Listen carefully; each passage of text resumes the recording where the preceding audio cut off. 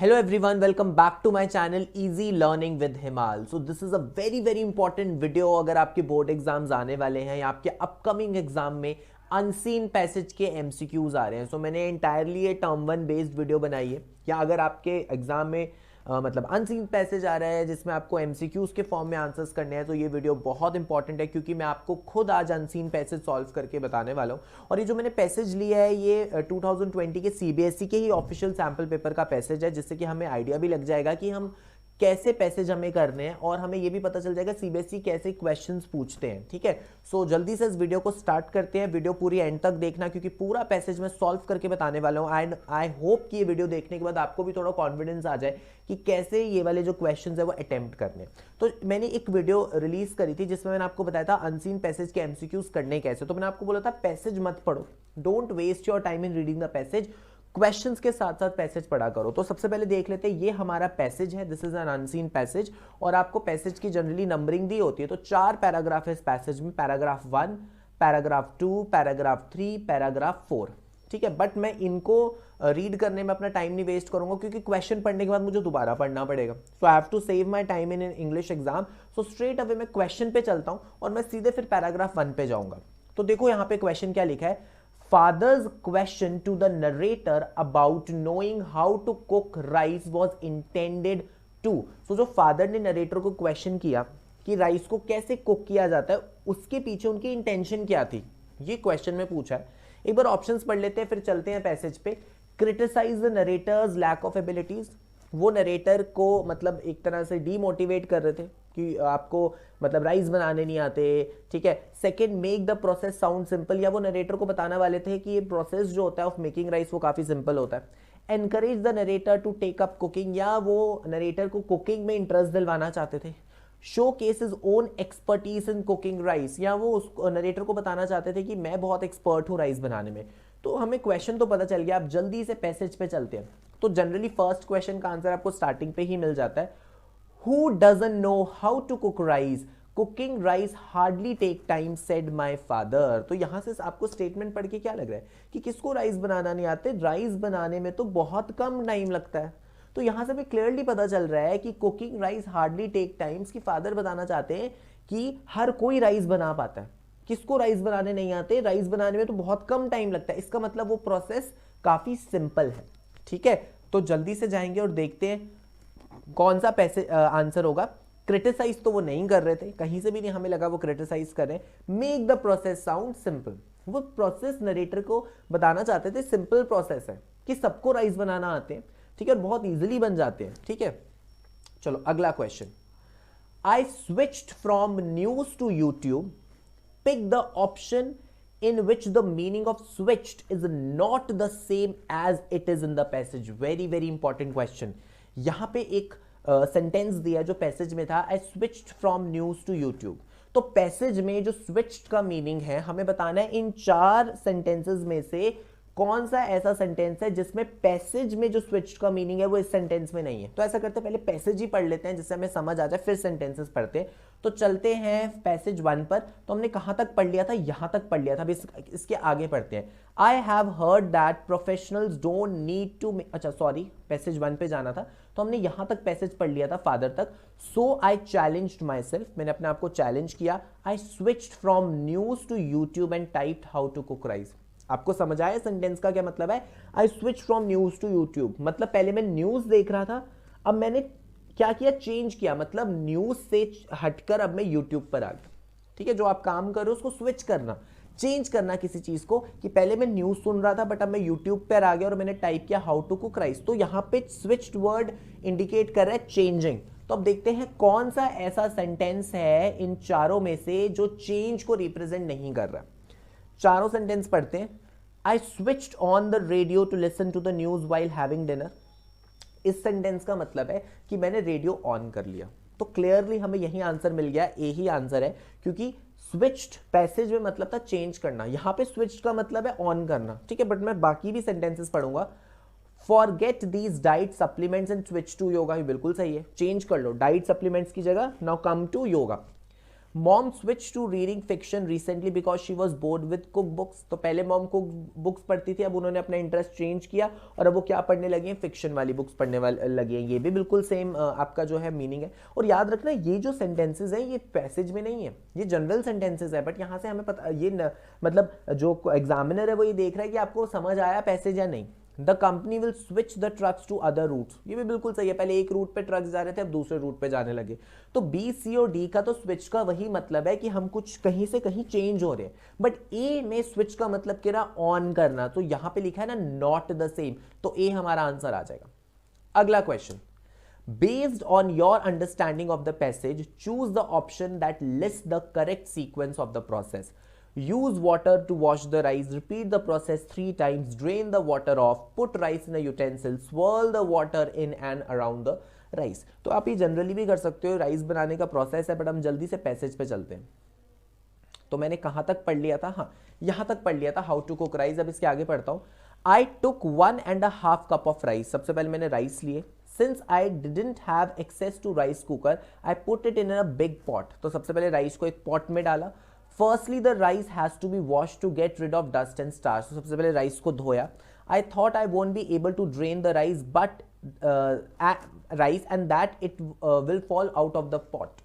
कि नरेटर को ऐसा लगा कि यार मैं ड्रेन नहीं कर पाऊंगा राइस को, और जब मैं राइस को धोऊंगा या मैं जब पानी निकालूंगा राइस से तो सारे राइस जो है पॉट से बाहर चले जाएंगे। I observed the chef as I swirl the rice around and use my dexterous hands to drain it. मतलब dexterous hands का मतलब है experience hands, ठीक है।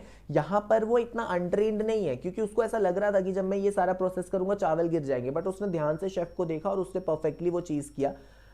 Not once, not twice, but 3 times. ऐसा उसने 3 बार किया। I looked down at the sink, saw less than 50 grains that made their way out of the pot. Suffice to say, I was up to the mark. कि मैंने बिल्कुल perfectly वो काम कर लिया। अब जरा चलते हैं सीक्वेंस। तो सीक्वेंस में आपको अब देखो क्लियरली पता चल जाएगा। सबसे पहले नरेटर ने क्या किया था, पॉट में, मतलब पुट राइस इन यूटेंसिल्स। सबसे पहले राइस पॉट में डाले, तो 4 होगा फर्स्ट पे, तो ए और सी में से आंसर हो सकता है। सेकेंड उसने क्या किया, use water to wash the rice, तो 4 के बाद 1 आना चाहिए, तो देखो सी ही ऑप्शन है, बट बाकी भी चेक कर लेते हैं। फिर उन्होंने क्या किया, swirl the rice in and around the rice, मतलब पानी डाल के ऐसे राइस को क्या किया, स्वर्ल किया, घुमाया, तो ठीक है। इसके बाद 5th आ गया। थर्ड क्या किया, ड्रेन द वाटर ऑफ, फिर पानी निकाल दिया। और सेकंड लास्ट वाला प्रोसेस है रिपीट द प्रोसेस 3 टाइम्स। ये पूरा प्रोसेस उन्होंने 3 टाइम रिपीट किया, तो यहां से हमें पता चल जाता है आंसर क्या है, सी। अगला, the narrator says that he has dextrous hands. Dextrous hands मतलब एक्सपीरियंस हैंड्स, ठीक है, प्रॉपर्ली चीजों को हैंडल करना, जैसे कि अभी हमने पैसेज में डिस्कस किया। He would have had a problem, but narrator को प्रॉब्लम हो जाती had it been the opposite, अगर उसके हैंड्स डेक्स्ट्रस नहीं होते, ठीक है। So not being dextrous means, dextrous नहीं होना मतलब चीजों को अच्छे से हैंडल नहीं कर पाना। तो ये कौन सा वर्ड है जो नॉट बीइंग डेक्स्ट्रस को रिप्रेजेंट कर रहा है? देखो वर्ड मीनिंग वाले में कोई ऑप्शन नहीं है, एक ही ऑप्शन है कि आपको मोस्ट सुटेबल आंसर को टिक कर दो अगर आपको मीनिंग बिल्कुल भी नहीं पता। बट अगर आपको थोड़ा बहुत भी मीनिंग वर्ड्स का पता होता है तो आप ये कर सकते हो। तो देखो बस पैसेज में यही मुश्किल आती है कि अगर आपको बिल्कुल ही मीनिंग नहीं पता तो आपको फिर ये गेस वर्क करना पड़ेगा। अदरवाइज आप कर सकते हो, मतलब आप एलिमिनेशन मेथड भी यूज कर सकते हो। ये 3 तो नहीं हो सकते, तो वही आंसर होगा, ठीक है। नॉट बीइंग डेक्स्ट्रस मतलब अनकंफर्टेबल, अनकंफर्टेबल वाली तो कोई बात ही नहीं थी, ठीक है, मतलब वो हैंडल कर पा रहा था उसको अच्छे से। अनक्लियर, क्लैरिटी की भी कोई बात नहीं थी। क्लूलेस वाली भी कोई बात नहीं थी कि उसको पता ही नहीं क्या करना है। तो मोस्ट सुटेबल आंसर यहाँ पे क्लमजी लगता है। ये मैं उन बच्चों के लिए बोल रहा हूँ जिनको पता ही नहीं है क्लमजी का क्या मतलब है। तो अगर आपको क्लमजी का मतलब पता होगा, इंग्लिश लैंग्वेज में बहुत जनरल वर्ड है, मैं तो बोलूंगा कि नोटबुक्स में लिख भी लो, क्या पता कहीं यूज हो जाए। क्लमजी का मतलब होता है चीजों को अच्छे से हैंडल नहीं कर पाना, मिस हैंडल करना, मतलब क्लमजी बहुत मेसी, अच्छे से हैंडल नहीं कर पा रहे आप चीजों को। तो प्रॉब्लम तब होती है जब उसके हैंड्स डेक्स्ट्रस नहीं होते, मतलब अगर वो अपने हाथों से चीजों को हैंडल नहीं कर पाता तो इसका आंसर है क्लमजी। अगला question, which option represents the correct ratio of water to rice for a cooking perfect rice?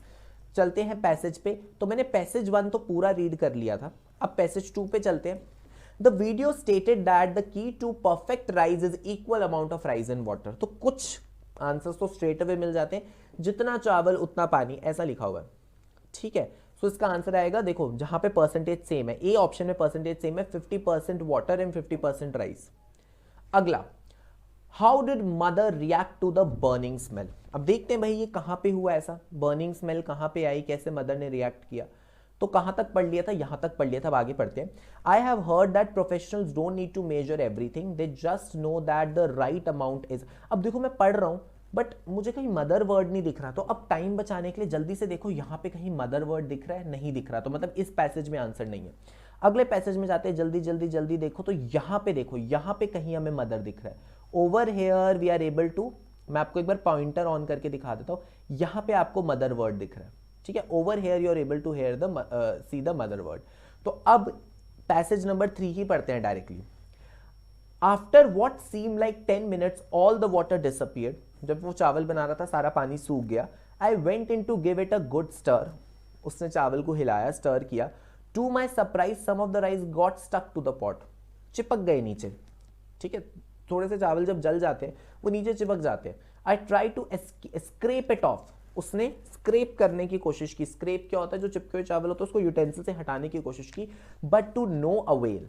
Eight the same time there was a burning smell coming from it, और फिर जलने की स्मेल आने लगी। I quickly turn the stove off, उसने gas को बंद कर दिया। What have you done to the kitchen? Shouted mother. Mother चिल्लाई कि तुमने किचन को क्या कर दिया है। While coming towards the kitchen, I managed to ward her off. But मैंने अपनी मम्मी को बोला कि आप जाओ, मैं देख लूंगा, मैं खुद हैंडल कर लूंगा। अब जरा देखते हैं उसका आंसर क्या है। हाँ, so how did mother react to the burning smell?